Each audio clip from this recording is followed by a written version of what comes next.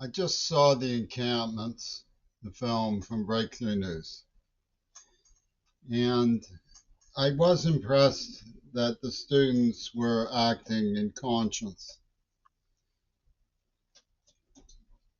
I came away from the film wondering what is more unsettling, the obvious mindset hallucinations of a police officer who would fire rubber bullets at students who were commendably occupying a building in protest of their university's involvement in genocide.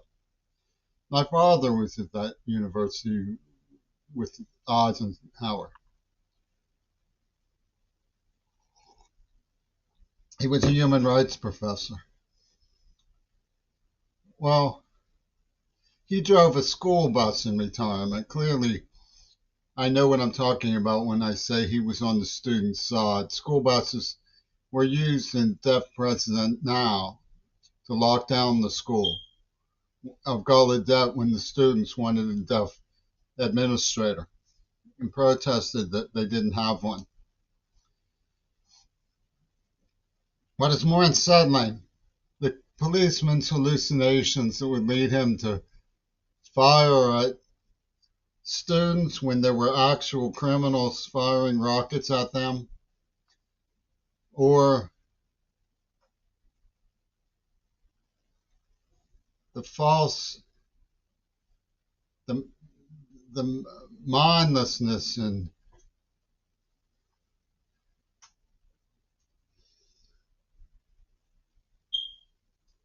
I wrote down my thought.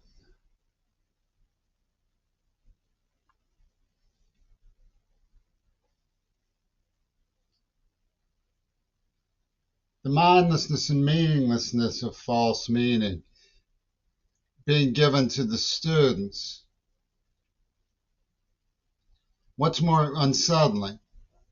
Because there's certain obvious parallels that Breakthrough News isn't talking about. Alternative media almost certainly is reading from a script the way mainstream media is. It's just a little bit different. And that's what I want to talk about because the police, the LAPD, resembled no one so much as Hamas attacking the supernova rave. The encampments showed the symbiosis that existed between the rave and the people of Gaza. But they're sandwiched between people who know me realize that my main concern is campus safety from Hollywood malefactors. And it isn't just an idle irony that Japanese avant-garde was being sold as a preview film to the encampments, and Yoko Ono's new thing coming out with about John Lennon. Students at Columbia aren't going to mingle with me about that. It's established that even the Palestinians don't want me. But even despite the fact that they don't think so, I am part of their cause because campus safety has been violated towards me very gravely. Not only was I kidnapped and tortured from out of a Pittsburgh public school, and then spun into this weaponized storyline that's supposedly part of the big shared story of the generation because it involves those two perilous people. Um,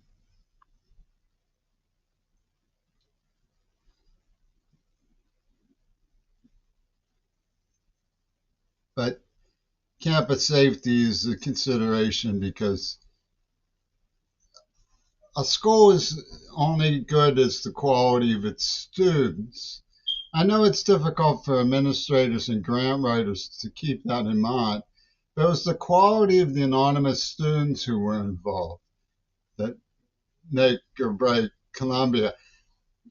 we can no more do without quality students at schools than we can do without bees and farming, and the same forces that are exterminating callously will do away with either. And that's what we're up against. And it's strange to be in such disorienting and dissociative times. But I do think I can shed some light on why the sandwich of the supernova Raven Gaza, because it was the same people hitting both of them from two sides, but it was one planning operation. Bacani talks about it in the book that was written years before the supernova rave massacre. And as I say, the rave massacres have a history around here. We even have a land location designator about the supernova up here. And it shows that Putin was in on it. The occupation situation at Columbia resembles like a Russian school. We're not allowed to transgress. Well,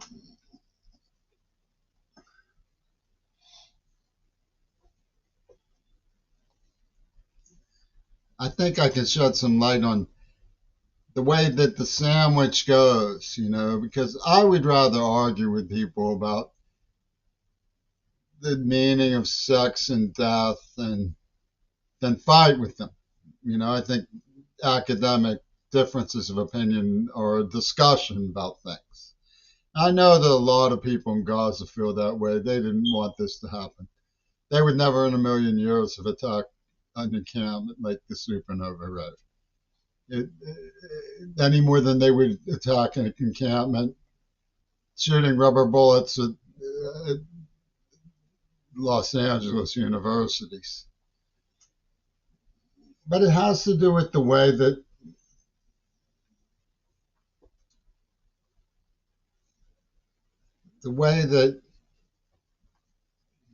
Nosferatu and his partners like Trump and Roger Waters think and spell out what they do.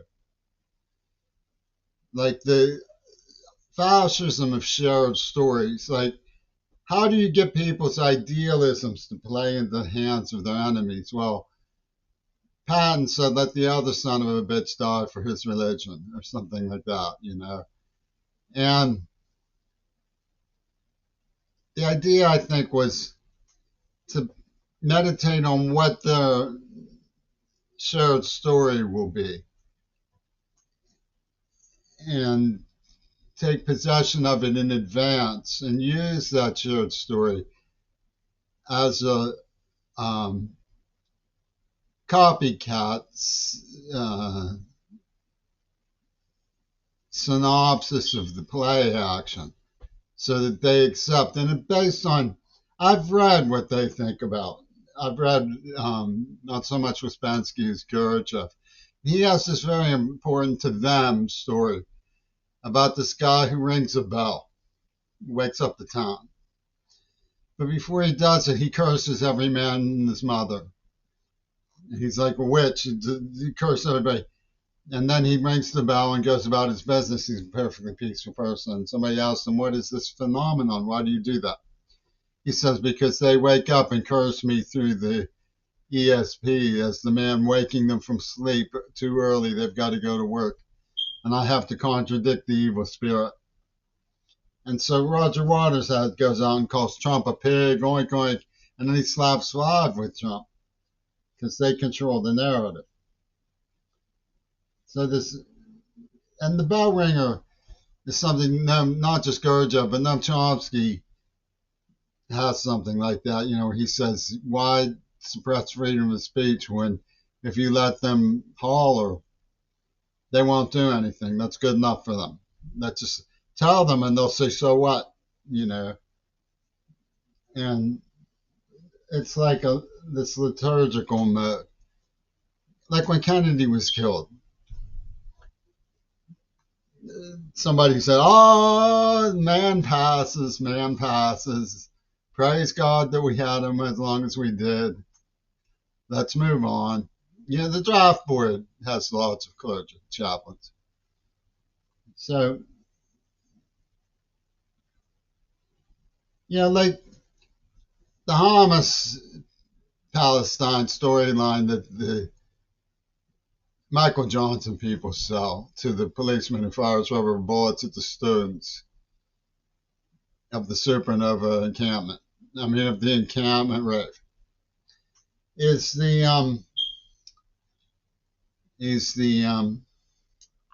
idea that, like, well, when they shot that fascist leader in the motorcade in Czechoslovakia, the fascists took it out on the partisans, took it out against the partisans on the ordinary Czechoslovakian people, but it was still a noble deed. Well, this is the storyline that people like to.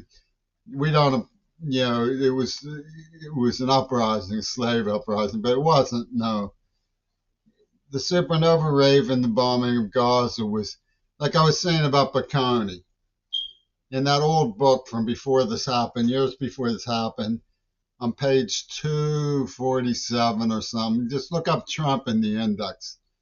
This was before October 7th, but Trump was in the index negotiating with Hamas because he saw the brilliant way that negotiating with Hamas could empower Egypt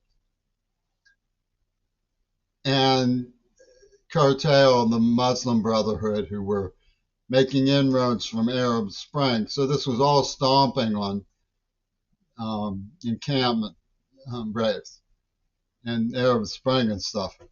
So Turn was behind it, and that's why there's a fascism of shared narratives that goes on. It's like they say in movie theaters that are scary, it's only a movie, it's only a movie. That's what you're supposed to keep thinking.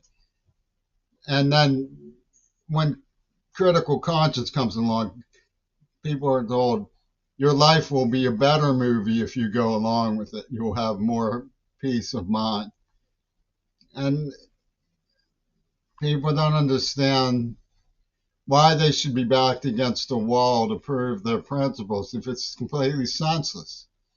Well, the reason is because to fascists who are making money and planning to commit ethnic cleansing to build siesta resorts,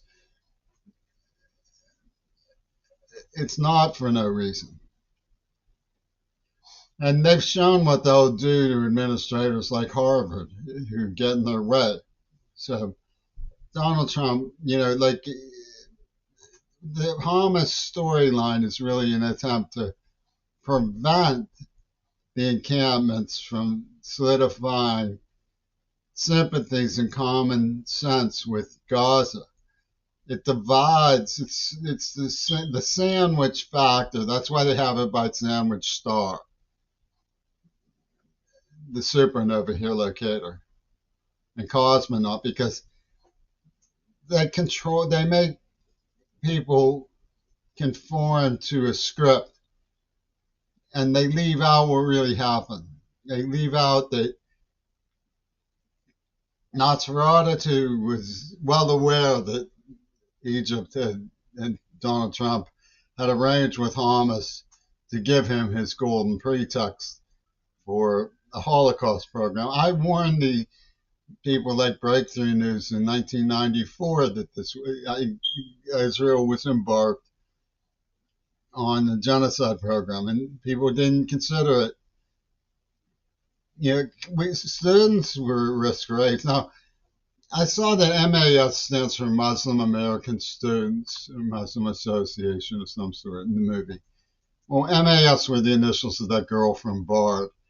And the idea is that sexual licentiousness is out. It's out of everybody who's agreed that the shared story is, the whole idea of the shared story was hot-wired towards Cyril Wecht and Vince Irene in Pittsburgh. And they completely demolished the reality of what took place. I had been kidnapped and tortured and pedophiled, and that I had been coaxed back into believing that boyfriend and girlfriend and dating meant living together, and that was normal, that it wasn't sin. And they set this up for the Amalek of AIDS, you know. And when I went to the administration of the school, really on bended knee, and said, "This is terrible. We should be looking into this." They told me, "Put your hands behind your back," and arrested me. And they were doing that on behalf of people like George Galloway and John Lennon. Why would they do that? You know, because Václav Havel found the whole thing terribly entertaining. We can't have those kinds of things compromising campus security. What they did to me was an early play action in what they did to Mahmoud. They jumped out of stolen cars and grabbed me on the streets at 12-year-olds, tortured and gassed me. And then when I tried to report that someone else might be at risk, they told me, "Put your hands behind your back." And both of them were pitmen. Both of them were pitmen. Then you come up with pit, sin war, sin war. And these are people who were working with Nosferatu's gang. I mean, the Israelis in that movie that you see, it's just like, what the fuck is wrong with you? I mean, it's just what we're up against with those berserkers is out of a science fiction movie of some kind, but it's real, and it doesn't help not to know what really happened.